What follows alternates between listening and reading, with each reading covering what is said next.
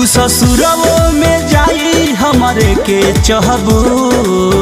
अच्छा कि भले बन जाइबू केहू के मेहर माल तू हमारे रहबू। कि भले बन जाइबू केहू के मेहर जान तू हमारे रहबू। का बुझलू? बुझाता।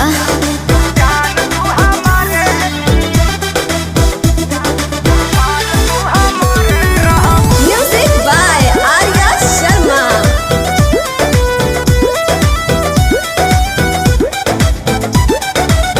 छूटिया दतिया बितला की रतिया पिया जिया हमरो जुड़ई है हो।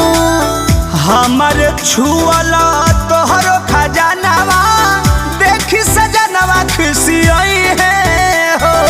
अत जाए दो तू मत टेंशन लो।